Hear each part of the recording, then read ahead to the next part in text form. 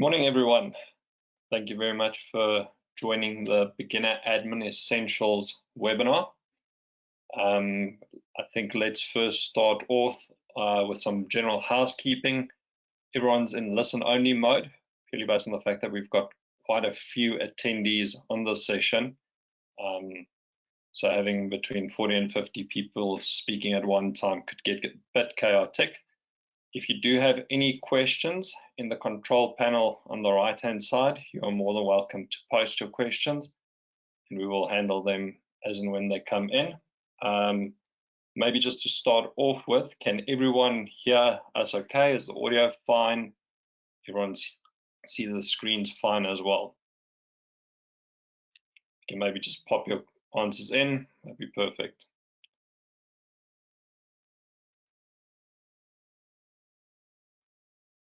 Okay, perfect. Seems like everyone can hear us 100%. We are recording the session as well, and after the session has finished, we'll be able to email you a link to the recording so you can review the materials that we go through. As an introduction, the session today will be held by myself, Wian, Gaggero, as well as Leandi. She will be assisting us when it comes to the build side of the Salesforce system. So as the name says, this is a beginner admin essentials portion of it, where we're going to go through a few high-level topics just based on some of the Salesforce fundamentals. Our agenda for today is basically going through the Salesforce data structure or model, doing an overview of that, explaining how objects and fields work within Salesforce and what object relationships mean. And then from there, we are actually going to go into a session where we would actually show you practically how to build out an object with fields and how to relate two different objects to one another.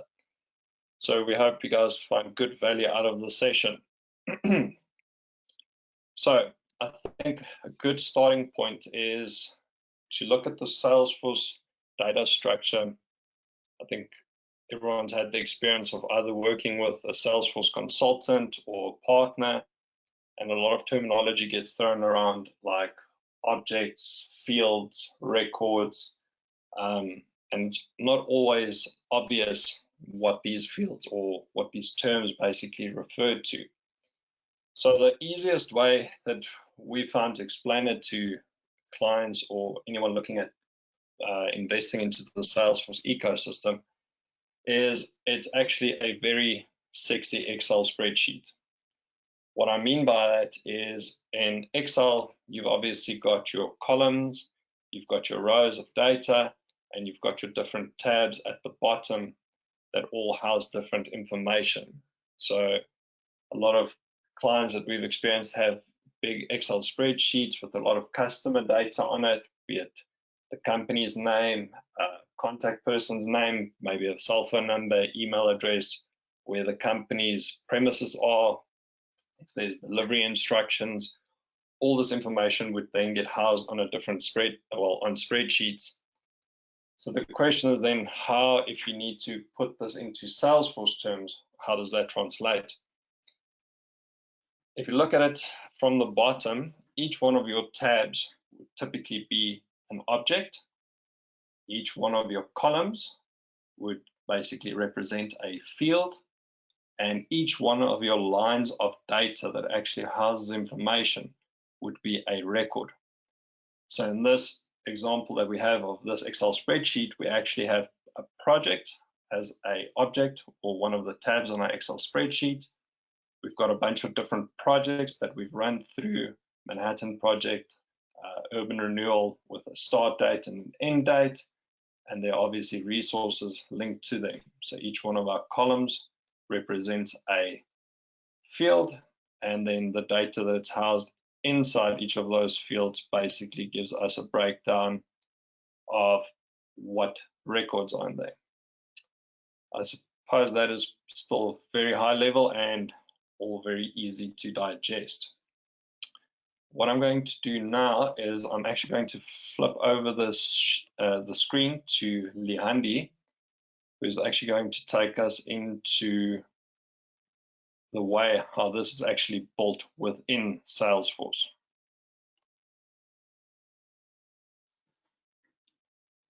Just as Leandi is getting her side set up, does anyone have any questions thus far? I haven't seen anything in our questions controller. Everyone happy?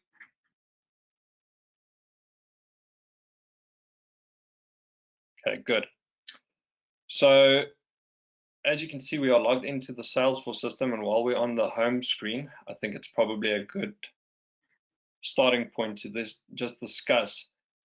We are obviously showing all the examples within the Lightning interface, but if you are working on Salesforce Classic still, this would ring true to Classic as well. Your look and feel on the front end would just be slightly different. The back end looks more or less the same, but in terms of how to create objects, how to create fields, all of the logics rings true between Lightning as well as Classic. So what we want to do today is we want to build a project object. As we saw on the Excel spreadsheet, we have a few different projects that are running with a project name, a start date, an end date, as well as a resource field. So if we think about it logically in terms of the data types that are going to be used to make up this data model, we would obviously use a combination of different field values as well as different objects. So in order for us to go and create our project object, we would first need to go to setup. So in the right-hand corner of your Salesforce org, you should see a gear icon. If you actually click on it, it opens up a few options, and you would want to go to the top one, which says setup. From your setup screen, you've got a few different objects, a few different options to either to go a quick find or to go into your object manager, where you can actually manage objects that are already in your Salesforce ecosystem. So from object manager, as I mentioned, you can see a list down there of all the existing objects that we have. We can also go and search to see if there is maybe a predefined Salesforce object. As it is, Salesforce does come out of the box with standard objects. You'll also hear a lot of partners or Salesforce consultants talk about standard and custom objects. If you look at things like leads, opportunities, accounts, contacts, cases, these are all your standard Salesforce objects. So maybe just while we're on the account object, it would also make sense for us just to have a brief chat with regards to how Salesforce also structures objects and how they relate objects. If we look at the account object, this you would typically see as any business or organization that you might be doing business with, or it could potentially be a partner of yourself, be it a supplier, be it someone that has a reseller's agreement with you, or maybe potentially your competitors. You could also load it as an account, and you've actually got an account type field where you could specify if the account is a customer, if they are a potential customer, if they are a competitor, partner, which way ever.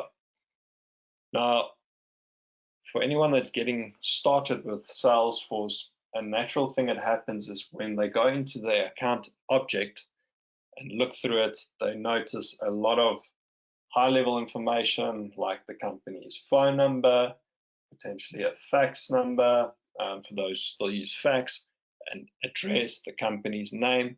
But what's not always right there at face value is a contact person. Where's the person's first name, last name, where's their cell phone number, and where's their email address. And that is where the object relationships come up, because you would have a lookup relationship between the account object as well as the contact object. So a contact would typically be a person that works for the account that we are busy working with. So if you look at an account, that would house a person's information. So first name, last name, email address, cell phone number, or in Salesforce's case, mobile number. Is that at a high level making sense to everyone? Please raise any questions if you do have questions around the object structure.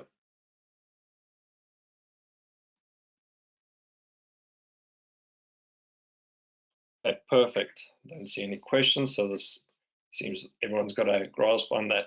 So, as I mentioned, we are going to be creating a project object. So, from our object manager on the right-hand side, you would see it says create.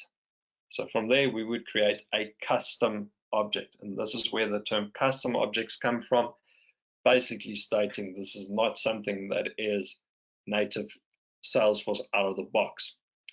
So when creating a custom object, it asks you for the object label, which we would call project, and it asks you for the plural, which would be projects. At the bottom, you would see it says object name. So this is the API name that Salesforce uses for an object. What's very important to note about the object name is it needs to be unique. It cannot have the same naming convention as another object. Salesforce will also give you an error message should you create an object that shares the same name. From there, you also have a description box. It's always good practice to put in as detailed description into the description box as possible. Initially, you might have a small organization with not a lot of touch points on Salesforce, so it's almost force of habit where people would go and just put in a very brief description just to say this is to manage projects. But 2 to 5 to 6 years down the line, when the org's kind of expanded, you might be moving between partners, you might actually have your own internal Salesforce admin person that needs to take over the org. If they don't have an adequate description of what the object's purpose is, it makes it very difficult for them to decipher what the actual role is of this object. From there, we've got a option which says open standard salesforce.com help and training window. These options you can always keep as default. Very little you would actually go and create a Visualforce page to launch a new object. You would basically just use Salesforce's native functionality. From there, we can actually give the record a name. We would just call it a project name. Because Salesforce requires every object field to actually have a name, we can decide what would that base name be. And it could be a text field, or it can be an auto number field. So if we flick between the two, it actually says text, what do we want the name to be? Or if we go auto number, it would actually ask us, how do we want to display the auto number? And we'll get a bit more into that just now. From there, we've got optional features that we are allowed. So by selecting a few of these checkboxes like allow reports, it actually allows this object to be reported on and for you to actually pull reporting data onto it. When we say allow activities, what it does is it actually launches an activity panel right off of the project object. So if people want to log calls or schedule meetings pertaining to this specific project, they would be able to do that. If we select field history tracking, what that does is any field updates on the object would basically be sitting in the field history tracking. And then allow in chatter groups, it allows any user that has access to the object and is part of a chatter group to actually mention records within the project object. From there, we can actually go and decide if we are still in deployment phase or if we are in development phase still. Usually best practice to keep it in deployed process. Usually you would also create custom objects in a sandbox environment, which would be the testing environment. It's not always best practice to go and create objects right into production, as it is a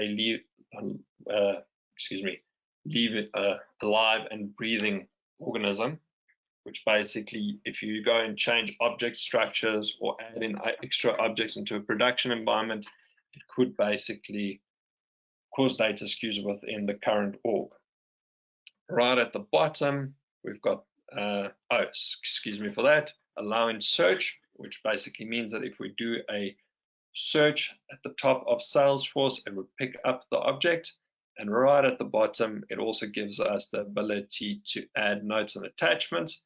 So if there are any files that need to be uploaded to the records, we can do that. And to automatically launch a custom tab when we create the object. So it is basically available in our application that we are busy working with. From there, we'll save it.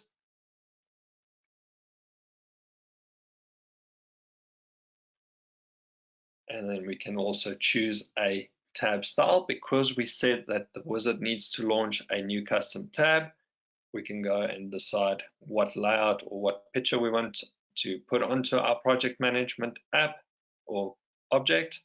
We can go next.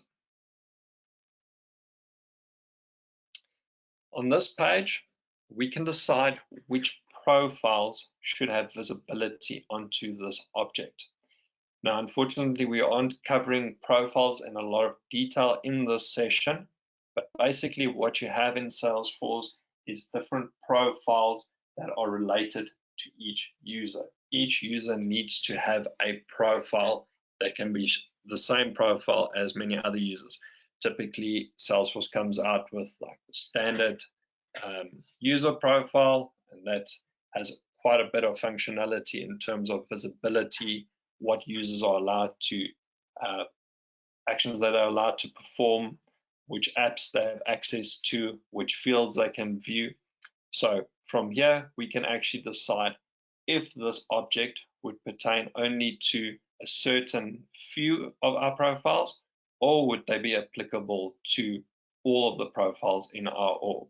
So by default, it says it as visible to all our profiles, but if we want to apply it to different profiles, we could actually make the selection right at the top over there and actually select the profiles. From there, we go and it asks us into which app do we want to display the custom object. So we can put it in our sales application, service application, marketing, whatever applications you have access to. You again can decide if you want to put in all of them or if it would only be to a specific application, as let's call it the sales application. And there we go. We have created our first custom object.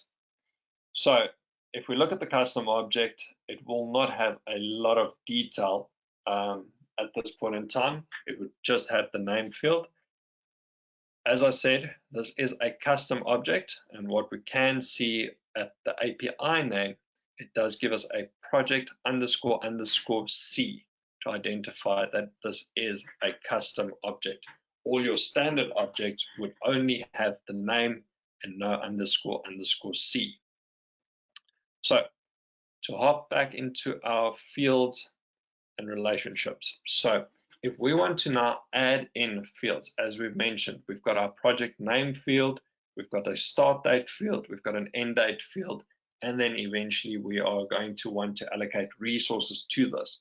So what we would then do is under our project object, we would then go to fields and relationships and click on new.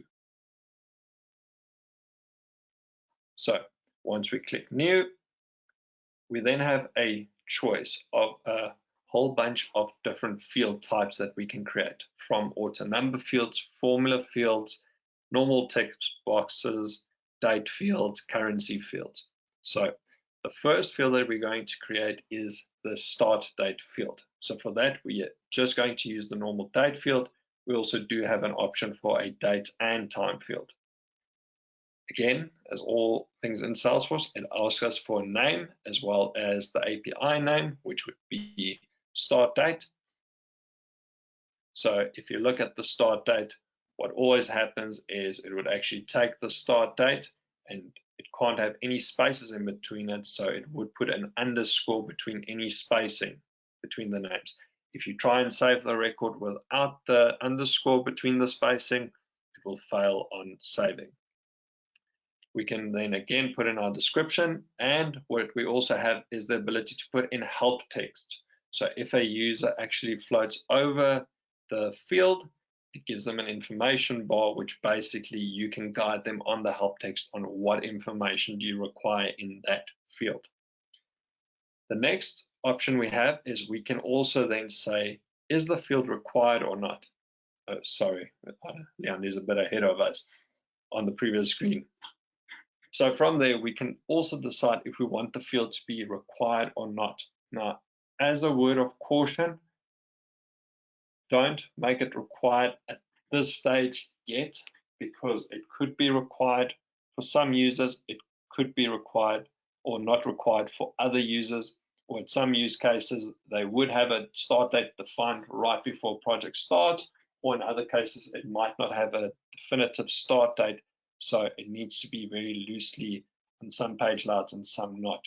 You can set the requirement of the field over here, or you can actually set it on the page layout when we basically get into the page layout as well. So just word of caution, we all have a habit of wanting all the information right from the get-go.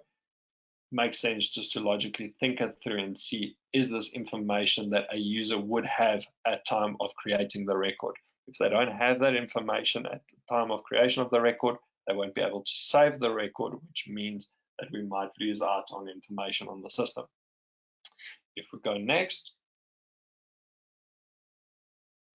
from here again, we can establish field level security. So for each of our profiles, as we mentioned earlier, we have different profiles. We can decide for which of our profiles is it visible and which of our profiles should only have read-only access to it.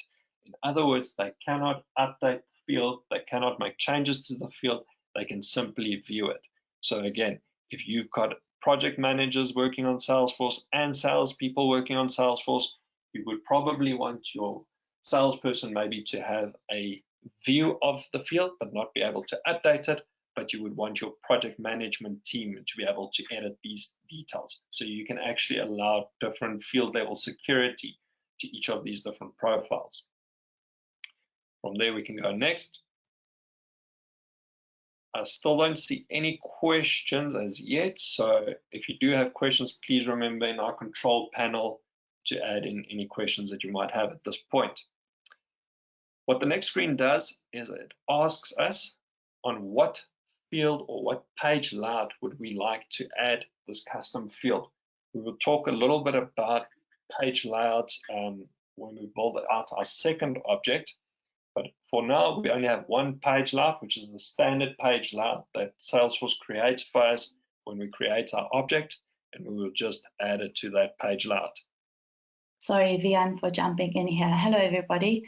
I see Stephen posted a question, and he asked, what is the implication of changing a field's name once the field and objects are already in use? So just to answer that question, you can go and change the label of a field, but not the API name. So if I quickly just go back for you here, so you can see.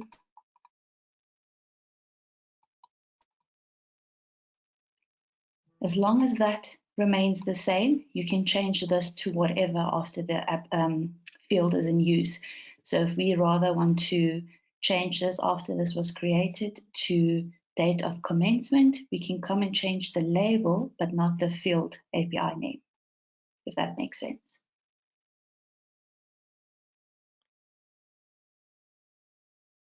Thanks for the question, Stephen.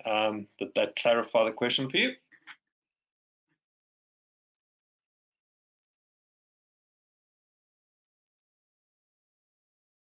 Assume so.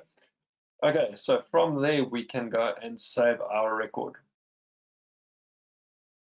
or our field for that matter. Great.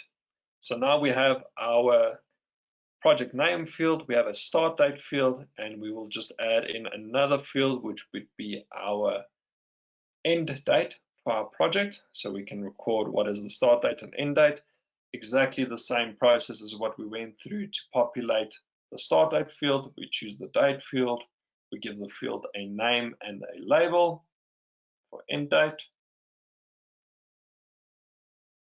all the other functionality remains 100% the same. And no matter what field type you create, the functionality stays the same. It would always ask you to establish the field level security. It would also ask you on which page layout you would want it.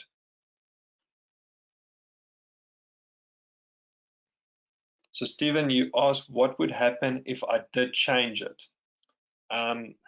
So the recourse, and it depends on org specific details. If your org has automations that fire off of that field, let's say it's getting used in a workflow or process builder, some of those processes would fail because it would look for the API name. If we use, let's say, start date, start underscore date underscore underscore C, it's looking for that field, and you potentially change that to start only. Your process builder is still referring to the start underscore date underscore underscore C field, which means the process builder would fail.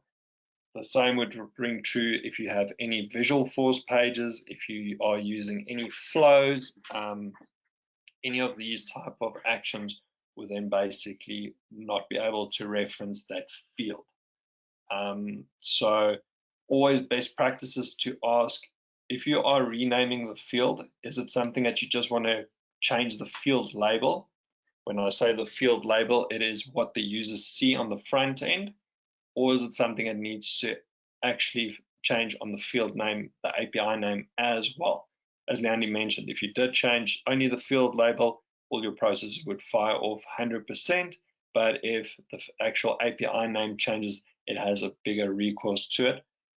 We are also more than happy, apologies, I should have mentioned this, we will have a Q&A session if we do have some time left after this. Org-specific questions are going to be a little bit difficult to handle within this session, but if you do have any org-specific questions, details that you would like to know about your Salesforce instance specifically, you are more than welcome to leave us your email address or drop a comment in the question section to say, please reach out to me afterwards, and we will actually set up a call with you and your team to go through your org-specific scenarios at a suitable time. Perfect. Stephen, again, I hope that answered your question again. Great. So we spoke about creating the object, and we do have our fields that we require. We have our start date, we have our end date, and we have our project name. What we would now want to do is we want to allocate resources to a specific project. However, the problem is if we go and create one, let's call it one field for a resource type, let's say it is a truck, or let's say it's a shovel, or let's say it's a cell phone, whatever the resource type is, and we only put it as a pick list, it will only have one value to it. But if we need to relate multiple resources to a project, we need something a bit more robust, specifically if we're looking at a reporting point of view, or if there's additional complexity around the resource, something like we need to be able to do resource management to see where are resources available, when they aren't available, on which projects are which resources being used, how many resources have already been checked out. That's typically something where you would look at another custom object. There are times when something like a pick list or a multi-pick select pick list would suffice for this use case. But if you eventually want to drill down into more metrics pertaining to that resource, it's best to go and create another object. And this is where we would then put a relationship between our two custom objects. So what we did when we created our project object was we created it through the backend just through Object Manager. But there is a very powerful tool within Salesforce which is called Schema Builder, which you can also use to create custom objects as well as custom fields. So when you actually launch Schema Builder, this is our Schema Builder over here. What we have over here is the blank canvas. But when we go into the quick find box, we can actually go and search a few objects. So if we go and look at something like the account object, So we go and select our account object, and we go and select maybe our contact object. Go, and we actually move it to the side, so a bit zoomed out over there. You might not always see it, but then if you click on the block there on the right hand corner, it takes you to the actual objects on the canvas. From there, what is nice about the Schema Builder is you can actually see that there are relationships between the two objects. So if we look at, again, as we mentioned earlier, between the account and the contact object, we can see there is a lookup relationship between the account and contact object. And when you see the line, it splits out to almost 3 fingers at the end. It says to us that there is a one-to-many relationship, which means that there can be multiple contacts related to one account. We also see the red line, the account is referencing itself, which means that there is a master detail relationship onto it, which is an account to an account lookup. What that would typically be used for is if organizations have a hierarchy. A good example would be if we use, for argument's sake, a company as, let's say, Standard Bank. Standard Bank has many different business divisions underneath them, and they would all typically form their own account, which basically rolls up into the bigger parent account. That's where that master detail relationship is sitting. So from here on Schema Builder, we can then also go and create our own objects and view the objects that we have created. So what we'll do is we'll go and look for our project object. Click on it, there's our project object. Now we can go from here and create a resources object. So what we would do is on our elements tab, if we click on that, we see it gives us the ability to create an object, and there's a whole host of fields underneath it as well. And by simply dragging over the object component into the canvas, it then goes into creating the object for us. So we can give our object a name, which is resources. Again, it will ask us for all the basic information, exactly the same as what we did previously when we created the project object. Gives us the label, the name, gives us the description, asks us if we want to have the window as normal. Again, now we can decide what type of data type do we want this object to have. Do we want to have it as a normal name field, or do we want it as an auto number field? So for example, for purposes of this demo, what we'll do is it will actually make it an auto number field. So we can actually give each resource that's been booked out to a project, we can actually give it a unique number. So the display format, it asks you, and it even says there at the bottom an example of how you can display it. You can put any leading text in front of it. So a good example would be if you create an invoice object, it could be INV, or if you create a credit note object, you can see it as a CRN, whatever you want to call it. So we'll call this one resource, and we can say the format that it needs to be is 000, and then you can decide on what is the starting number. Is it starting with a 1, or does it need to take up from a legacy system that you've had previously that had a specific numbering convention, where you can say, okay, it needs to start from record number 1000, because the last record that we had in our legacy system was 999. Again, from there, it asks us if we want us to be able to report on it, if we want to be able to track activities against it, we want to have our field history tracking on it. We are going to put this in deployment, and from there we will hit save. And there we go. We've just created our second object, which is the resources object. As I've mentioned, you have the ability to create the object as well as any fields onto that object. So for our resources object, the first thing that we would want to add on our resource object would be a pick list. So we can actually decide what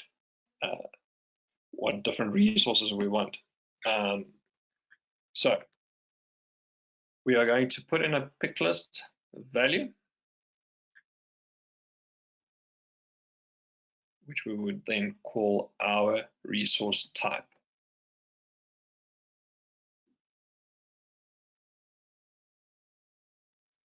At the bottom, and this is maybe where pick list and other fields differ. So on our pick list, these are call it different selections or different options that users can select from predefined values. So here on the values, we can then basically separate and decide what values do we want to insert over here. So we can say cell phone, car, shovel, whatever we want to use. What's important about the pick list values is they need to be split out by different lines. So they need to be underneath one another. They can't be side, they can't be split by a semicolon or anything. They need to be underneath one another. You can also decide if you want to display your values alphabetically, or do you want to put them in the order that you are inserting them into the values field. And then you can also decide, do you want to have a default value, which would be the first value? In our case, it could be car. If you leave it blank, it would not have anything selected. It's always best practice to kind of leave that as unchecked. Otherwise, users do have the tendency to keep whatever the default value is as the current value. So we can hit save from there.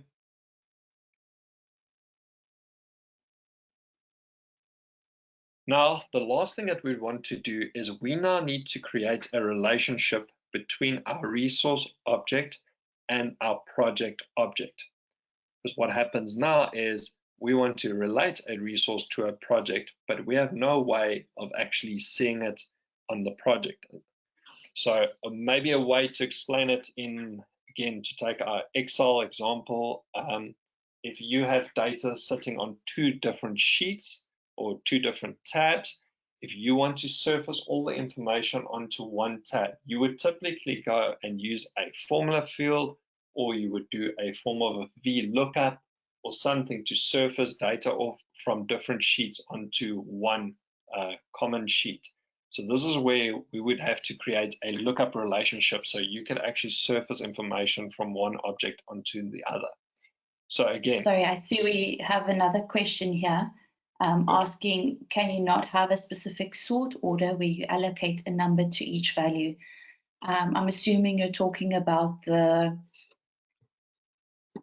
text where we use text and we specified resources. Is that what you mean by that? This auto number? Oh, on the pick list. So you wanted to number the pick list values.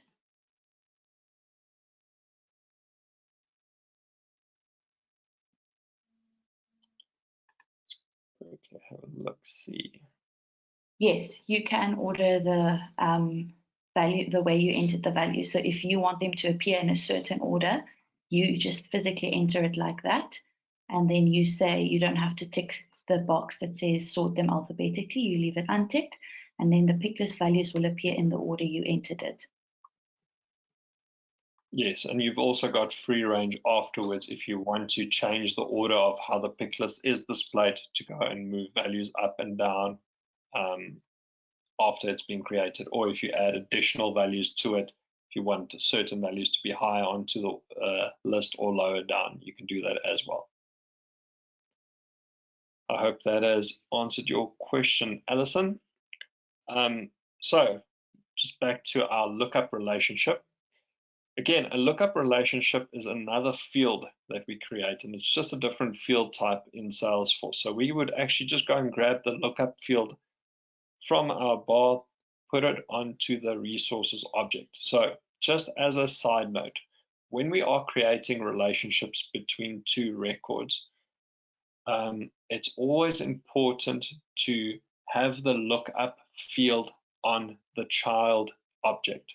So if project is our parent, where basically all our information gets housed, where we want to surface resources information onto, we would actually put the lookup relationship onto the resources object and not onto the project's object.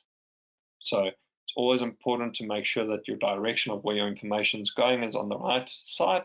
So creating the lookup relationship would always sit on the child object. So from here, we've got our lookup field, and we will give it a name, and from there we can very easily just create the name as project. Again, it's a field that we are creating. It asks us for a field label, a field name. It asks us if we have a description, if we want to add any help text to it, and then it asks us what do we want this lookup relationship to relate to, which object. And if we open it, it actually gives us a whole list of all the different objects in our Salesforce org. So we can simply go and look for our project object, which is there at the bottom. We select it, and then we can see the child relationship name that is there is set onto our resources object. And from there, we click Save. And just like that, we have our one-to-many relationship with projects that can have multiple resources allocated to it. Now, one word of caution when creating fields from the Schema Builder. What you will notice is if you create the object and you create the fields, when you go onto the front end of Salesforce and you actually look at your resources object, you'll notice that none of the fields are actually on the layout. Leandi, maybe actually go onto the front end and see if we can actually demo that to everyone now.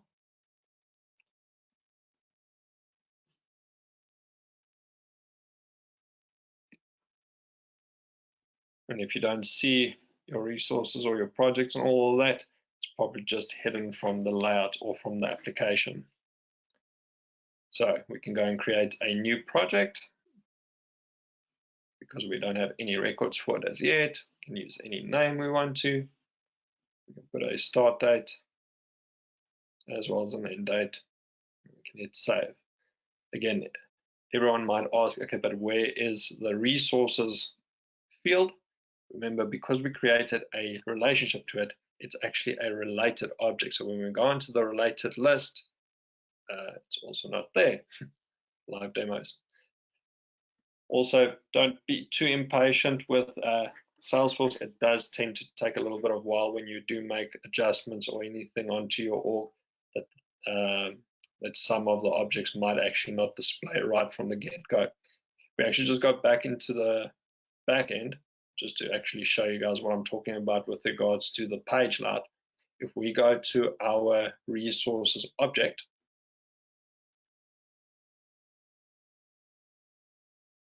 and we go to our page layout, because this is that same place when we created our fields, it asks us what page layout we want the fields to be related to. You would have noticed that when we did it by a Schema Builder, it actually didn't give us that option to say which page layout do we want it on. So here on the page layouts is where we can actually select the fields that we want on our page layouts. And if we have a look at the top over there, we can see the system generated fields like created by, last modified by, owner, resource name. Those fields have automatically been added to the page layout, but our custom fields that we created by a Schema Builder, like project and resource type, have not been added to the layout. So all we would simply do is we would grab our project field, drag it down to the bottom, and we would take our resource type, drag it down to wherever we want to display it, and that's it. It's simple as that, and we would hit save. What we can also do is we can just change where we want to have the fields. So if you want to move the fields around, maybe you don't like the way that they're all sitting right next to each other, you would want them all to sit underneath one another. You've got the ability to move fields around as you please. Have it as 2 columns, have it as 1 column. It's completely up to you. And from there, we can actually hit save. And that's it. So if we go back to our Schema Builder, we've got our basically our 2 objects with our fields, our lookup relationship with a one-to-many relationship. So we can actually allocate multiple resources to a single project. I'm just going to pause here for a second. I see we have about 14 minutes left. Do we have any other questions from the panel? I do see one or two people wanting to ask questions. Feel free to ask.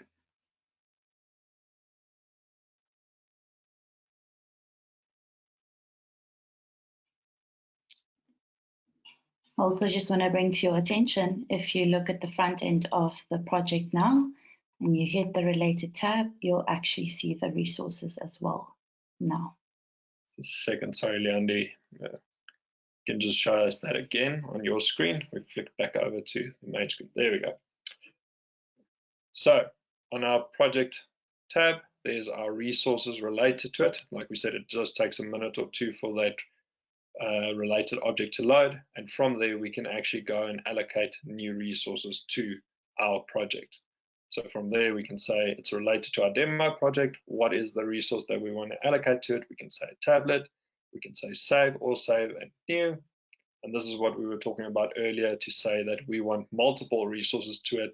We can actually allocate another resource to it. So by clicking new again, we can see that this project maybe needs a tablet and a cell phone, and we hit save, and our auto number field actually goes and creates the different numbering as we need to go through it. I see we have a question over here from Martin. Can a resource be related to a calendar to see availability of a resource? Martin, yes. It would just depend on how intricately you would want to link the resource, link the resource to your calendar. What would probably make more sense is to have a form of a booking system, maybe also linked to this project object. So in your case, what you would basically want to see is, if I book out a resource, how long do I book it out for, and how do I make it available for other users to see that this resource has been booked out and cannot be booked out for a certain time period. So there would be additional complexity around that build, where you would use something like a process builder, that as soon as a resource has been booked out and we only have one available, that it becomes unavailable to book out based on certain selections in a calendar. So it would require a little bit of custom development if you want it to be as complex as that. Or what you would be able to do is you can actually go and create a relationship with an event object, potentially look and see if you can just book out the resource that way. It would, however, not give you the functionality to actually mark it as unavailable during that time period. So it would all depend on how complex you want that functionality to be. I'm not sure if that answered your question, Martin. Do we have any other questions? I see we do have about 10 minutes left of the webinar. Again, as I mentioned, we have recorded the session and we would make it available for everyone that wants to review it. If you do have more org-specific questions, or if you have a use case that you would like to discuss that we could potentially assist you with, please feel free to reach out to either myself or Leandi. If you do have someone on the EXAH team that you are dealing with, feel free to reach out to them as well. Or if you do not have our contact details, please leave your email address in the question box, and we will make sure we reach out to you. Fantastic. I think that is about it. Thank you very much, everyone, for joining the session. I really hope that it gave some insight into the basic functionality of admin essentials, how to create objects, how to create fields, and how to create the different relationships between them. As I mentioned, again, feel free to drop us an email or leave your email address for us in the questions tab, and we would be more than happy to assist you with any org-specific questions that you might have. From my and Leandi's side, thank you very much for your time. All the best. Stay safe during this lockdown period, and we will speak to you again soon. Bye-bye. Thank you, everybody. Bye.